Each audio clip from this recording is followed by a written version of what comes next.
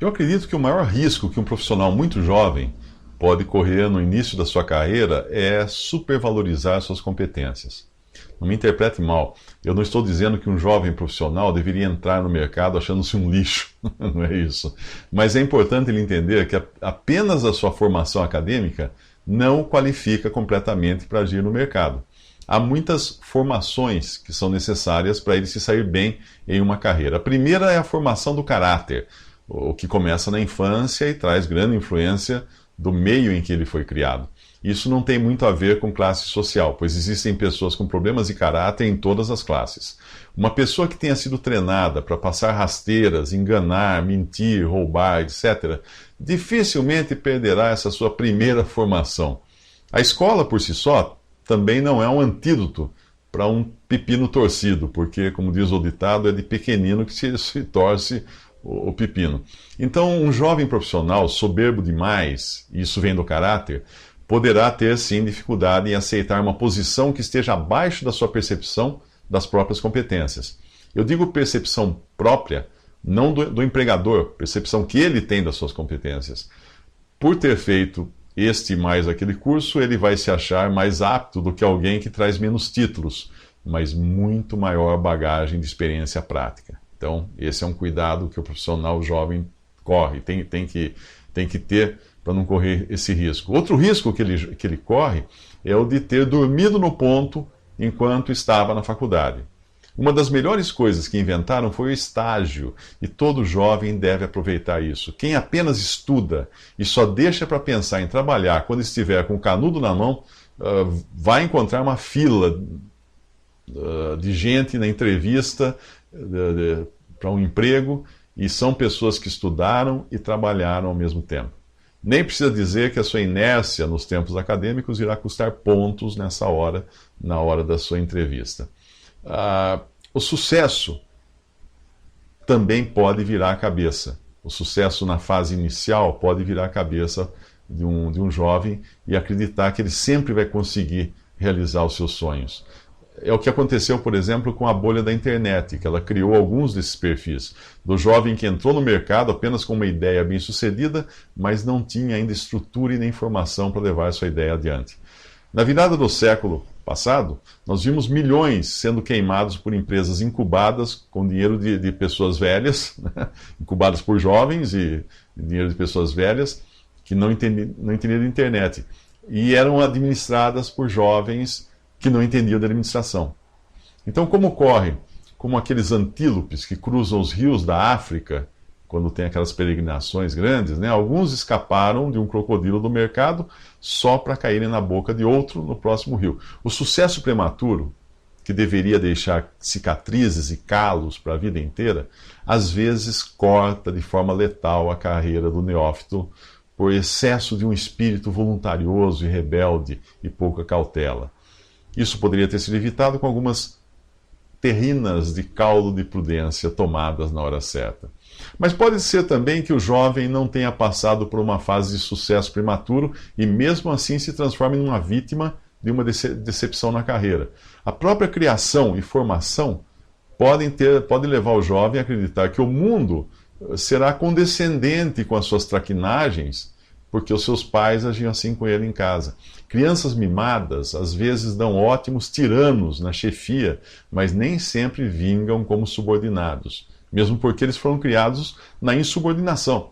A falta de uma estrutura emocional, contendo limites claros em casa, né, os leva a sucumbir ao menor sinal de fracasso, pois nunca tiveram que atravessar grandes correntezas na sua vida antes, no conforto do lar.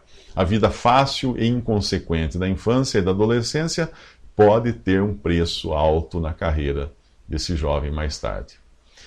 Por incrível que pareça, o que é um grande problema, que é a insubordinação do adolescente, às vezes pode se tornar um combustível no seu arroxo do início da carreira. Mas aí é preciso que ele consiga domar essa característica e administrar a sua propensão ao risco, sabendo que as revistas especializadas costumam contar as histórias de pessoas que correm risco, mas apenas daqueles que chegam ao outro lado. Eles nunca contam as histórias daquelas exércitos de pessoas que tombaram no caminho pelo mesmo excesso de arrojo. Eu gosto de ver uma certa dose de insubordinação subordinada.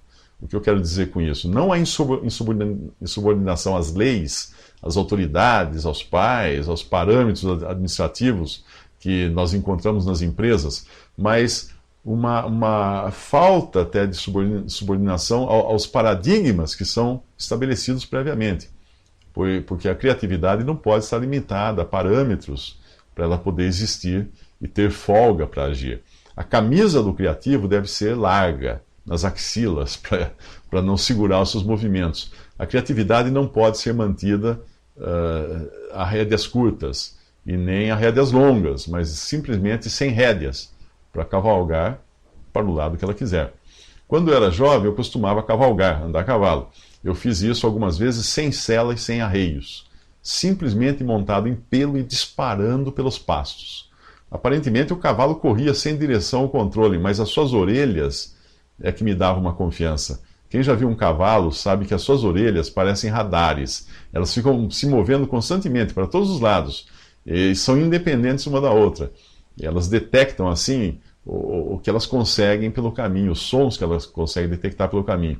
Eu não consigo fazer com que as minhas orelhas façam isso, mas eu consigo que o meu cérebro faça isso. O arrojo de uma cavalgada veloz não impede que você continue atento ao que acontece ao redor, porque a oportunidade para o sucesso, para o tropeço que leva à derrota, pode vir de onde você menos espera. Todo sucesso tem o seu preço, porque nos coloca responsabilidades. Uma delas é não retroceder. Esse preço pode ser demais para um jovem profissional se ele não souber administrar isso. Um exemplo é o dos jovens médicos, que recebem uma carga de estresse que às vezes bem maior que os seus colegas de outras profissões. O próprio curso, mais prolongado, e a necessidade de lidar todos os dias com as tragédias da vida, pode ser demais para o estômago mais sensível. E não é raro um jovem profissional acabar usando substâncias tóxicas, ou para permanecer acordado, estudando e trabalhando, ou simplesmente para poder enxergar um mundo menos vermelho, de cor de sangue, e mais cor-de-rosa. Isso quando não sucumbe à indiferença e à depressão. Todo jovem profissional precisa entender que sucesso é atingir metas, e não necessariamente a última meta. Portanto, uma boa ideia é planejar a vida e a carreira com metas de curto prazo, que servem até como pontos de esvaziamento de estresse. E aí o jovem vai saber que a carreira ou profissão não é a sua vida, mas apenas um meio de conseguir o suficiente para viver. Infelizmente, o próprio sistema e a própria cultura em que nós vivemos cobra de nós que o nosso sucesso seja medido pela conta bancária, pelo carro que dirigimos, pelos amigos que conquistamos, pela casa que compramos, e aí vai. Eu conheço profissionais, e mais uma vez cito aqui os médicos, que não têm tempo para usufruir de tudo o que eles conquistaram em suas carreiras, pois eles mostram ter uma qualidade de vida pior do que a do jardineiro que cuida do jardim da sua mansão. Se existe uma receita para ter sucesso em todas as fases da carreira, bom, mais uma vez isso vai depender da definição de sucesso de cada um. Para alguns, ter sucesso é alcançar uma posição profissional que lhe permita sair no final de semana com os amigos para passear ou bater uma bola. Para outros, já não é sucesso isso. Eles não vão se considerar bem-sucedidos se não tiverem a sua própria frota de barcos pesqueiros e forem donos do time, ao invés de só sair para ir pescar com os amigos. A dificuldade está na definição, que nem sempre é a do jovem, mas é aquela ditada pela família, pela sociedade e pelas circunstâncias. Alguém que viva assim vai viver sempre frustrado, porque talvez atinja as metas de sucesso que os outros lhe impuseram, mas nunca as suas. Esse problema é muito comum entre herdeiros de grandes empresas, cujos pais foram empresários de sucesso. A questão é que o pai tinha uma meta na vida e alcançou essa meta, mas aquela pode não ser a mesma meta do filho, que agora é obrigado pelas circunstâncias a manter vivo o sonho do pai, que para ele pode ser um pesadelo e não um sonho.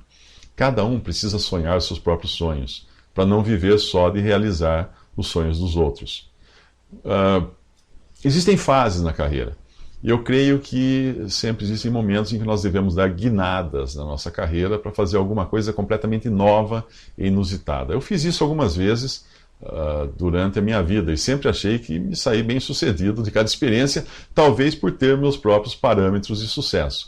Outros poderiam achar que eu só dei com os burros na água, mas se era de mais água e menos burro que eu precisava naquele momento, como explicar isso para as pessoas, né? É interessante que o profissional tenha também o seu próprio gabarito do que é o sucesso na carreira, ou ele vai viver sempre tomando decisões que não são suas, para atingir padrões que também não são seus. Talvez essa ideia que eu mencionei de você criar uma carreira de pequenos sucessos, isto é, de metas curtas, pode ser uma boa estratégia para ter sucesso em todas as fases da carreira, que é o que a gente acaba querendo, afinal. Comparados com os jovens do meu tempo, eu acredito que o número de possibilidades hoje para o jovem atualmente cresceu assustadoramente. E quando eu digo assustadoramente, é nos dois sentidos, tanto de nos surpreender como de nos aterrorizar. Um jovem hoje precisa ser muito mais flexível, muito mais resiliente do que eu era no meu tempo. Na época não existiam tantas variáveis, nós éramos educados para entrar numa carreira, se aposentar ou morrer nela e nunca para mudar. Hoje o jovem precisa ser tão flexível ao ponto de precisar dar uma guinada na sua carreira ainda na sala de aula, quando ele percebe que aquela profissão terá deixado de existir quando ele sair dali com o diploma em punho. Por isso ele deve se preparar para o mercado enquanto se prepara para o mercado. Não é redundância, é apenas precaução. Enquanto ele prepara sua bagagem de conhecimentos, ele deve manter as antenas ligadas no que está acontecendo ao redor para saltar sobre a primeira oportunidade que surgir, ou fugir do barco se perceber que vai morrer na praia. Outro dia eu vi uma reportagem sobre a falta de engenheiros em nosso país. Nos anos 80, os engenheiros estavam falando sozinhos, ninguém dava atenção a eles. Alguém que tenha um pai engenheiro na época, e foi fazer odontologia porque entrou na conversa do pai de que engenharia não tinha futuro, acordou no dia seguinte ao diploma procurando cáries que já não existem nessa nova geração fluoretada. Enquanto isso, seus amigos da engenharia são disputados para vagas, ao invés de disputarem por vagas. Eles selecionam e entrevistam empregadores, ao invés de serem entrevistados e selecionados por eles. A dica que eu dou para quem está começando no mercado de trabalho é a seguinte: comece humilde e continue humilde. Tenha em mente um plano para a sua carreira, mas que seja flexível o suficiente para começar de um jeito de manhã e mudar depois do almoço. Como se diz nas guerras antigas, nunca queime pontes, porque você pode precisar voltar por elas. E como alguém também disse, eu não anotei quem foi, não trate mal as pessoas quando você estiver subindo, porque você pode precisar delas quando estiver descendo. Que dá na mesma do ditado das pontes. E o mais importante, seja humilde.